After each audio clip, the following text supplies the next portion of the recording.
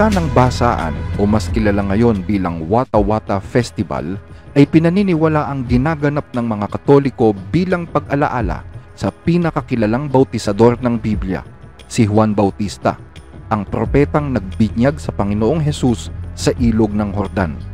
Ang salitang Bautista ay nangangahulugang tagabinyag o tagabautismo, at ang bautismo ay nangangahulugan ng paglubog sa tubig. Dahil ang pangalang San Juan ay iniugnay sa tubig, naging kaugalian ang pagsasaboy ng tubig bilang pag-alaala sa kanya. Pero kamakailan, nasangkot sa kontrobersya ang pagdiriwang na ito dahil sa mga kasong isinampa kaugnay ng sapilitang pagbasa sa mga motorista at sa mga napapadaan lang. Mayroong nanakit ng motoristang tumutol na mabasa siya. Mayroong nandila pa habang binabasa ng water gun ang mukha ng isang motorista. Merong mga sasakyang sapilitang pinasok upang basain ang mga pasahero, mga pribadong sasakyang kinalampag para basain ang loob nito, mga trabahador na pinwersa dahil pinagbabasa ang kanilang suot at mga kagamitan. At ang pinakamatindi ay may nanaboy pa daw ng asido. Meron pa nga daw babaeng hindi nakapasok sa kanyang job interview dahil nabasa ang mga requirements. Hindi rin natin maitatanggi na may mga away na naganap dulot ng tradisyong ito. Harap-harapan ding binasa sa mukha ang mga nakamotor. Sinugod at tinulak naman ng isang rider ang nambasa sa kanya. Rumesbak pa ang isang residente at hinampas sa mukha ang rider. Inawat din naman sila pero binuhusan ulit siya ng tubig. Sabi nga ng isang kakilala ko, ang araw ng pista ni San Juan ang pinaka-nakakainis na araw na papasok siya sa trabaho.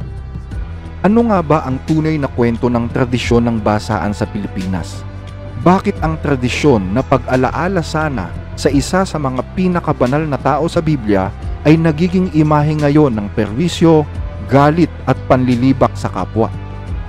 Ayon sa isang artikulo sa Rappler, ginaganap daw ng mga tao ang Basaan Festival upang gayahin ang ginawa ni Juan Bautista. Pero ang tanong, kasama ba talaga sa ginawa ni Juan Bautista ang pamemerwisyo, pamimilit, pandidila at pananakit ng kapwa?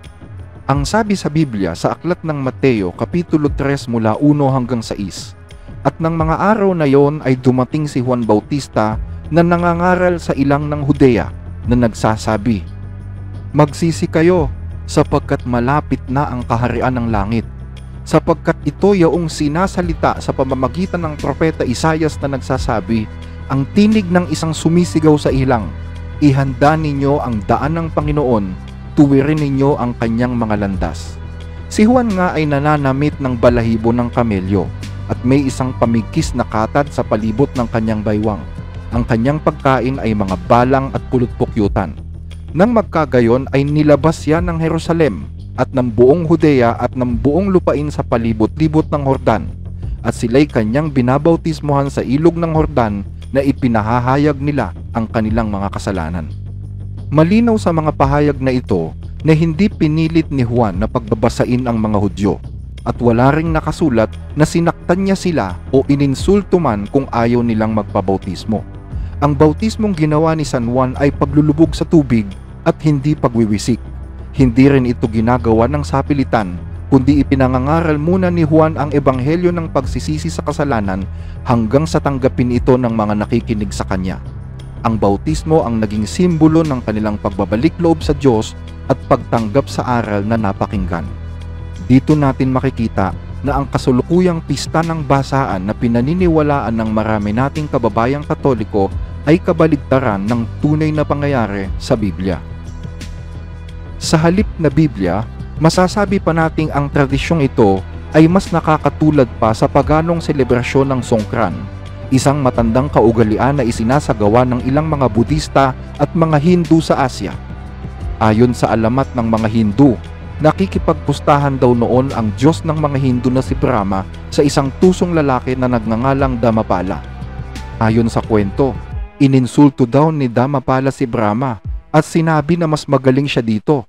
Naggalit ang Diyos na si Brahma sa kayabangan ni Damapala, kaya't hinamon niya ito sa isang bugtungan.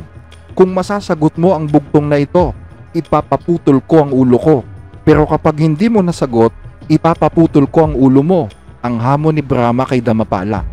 Pumayag si Damapala sa hamon, kaya't sinabi ni Brahma sa kanya ang bugtong. Hindi alam ni Damapala ang sagot sa bugtong, pero walang kamalay-malay si Brahma na meron palang kakaibang kakayahan si Damapala dahil may kakayahan siyang makaintindi ng wika ng mga ibon.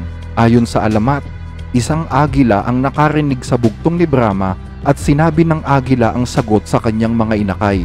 Narinig ni Damapala ang sinabi ng agila sa kanyang mga inakay, kaya't mabilis siyang bumalik kay Brahma at sinabi ang sagot. Walang nagawa ang kawawang Diyos kundi ang ipaputol ang kanyang ulo dahil tumama ang sagot ni Damapala.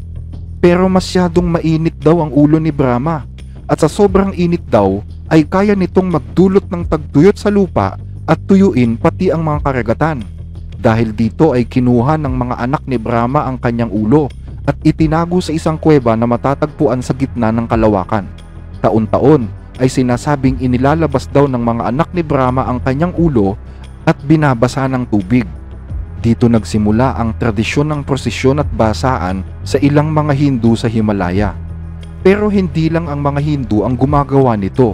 Ipinagdiriwang din ang water festival ng ilang mga bansang Budista gaya ng Thailand, Laos, Cambodia, Myanmar at ilang mga lugar sa China. Sa Thailand, ang water festival na ito ay tinatawag na Songkran.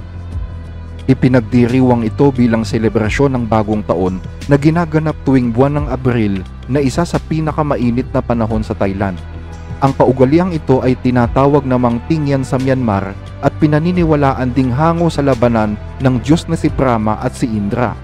Masasabi nating ang Basaan Festival ay Christianized version ng Songkran dahil kilala ang simbahang Katoliko sa kasaysayan sa paggamit ng estilong kung tawagin ay syncretism. Ang syncretism ay pagsasanib ng paniniwala ng dalawang magkaibang relihiyon. Kung ating babalikan ng kasaysayan, makikita natin na ganito din ang ginawa ng mga sinaunang Katoliko sa Roma noong panahon ni Emperador Constantine, kung saan ang mga Diyos-Diyosang pagano, 10 ng kanilang mga kaugalian ay binigyan ng malakristyanong bersyon sa layuning maakit ang mga pagano na umanib sa relihiyong Katoliko. Isang gawain na mahigpit na tinututulan sa Biblia at malaking kasalanan sa Diyos.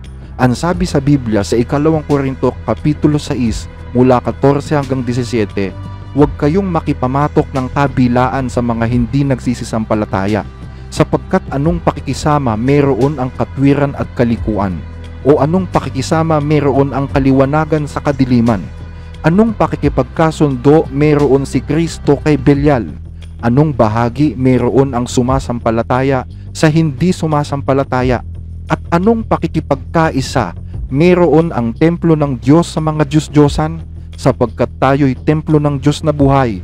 Gaya nga ng sabi ng Diyos, mananahan ako sa kanila at lalakad ako sa kanila at ako'y magiging kanilang Diyos at sila'y magiging aking bayan. Kaya nga, magsialis kayo sa kanila at magsihiwalay kayo, sabi ng Panginoon, at huwag kayong magsihipon ng mga bagay na marumi at kayo ay aking tatanggapin.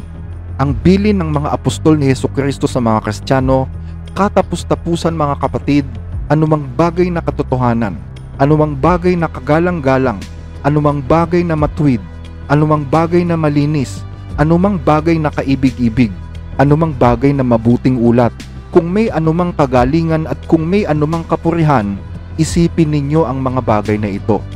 Pero kahit kailan, hindi mo matatagpuan ang mga ito sa isang tradisyong nagmula sa kadiliman.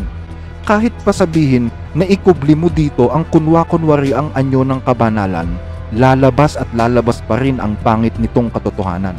Ang sabi sa Biblia sa Santiago 3:12, maaari ba mga kapatid ko na ang puno ng igos ay magbunga ng asaytunas? O ang mga igos ay magbunga ng ubas? Hindi rin naman babalungan ng matamis ang maalat na tubig. Ito ang dahilan kung bakit sa halip na magbunga ng pagsisisi at kabanalan, ang pista ng basaan ay nagbubunga pa ng perwisyo at inis sa marami.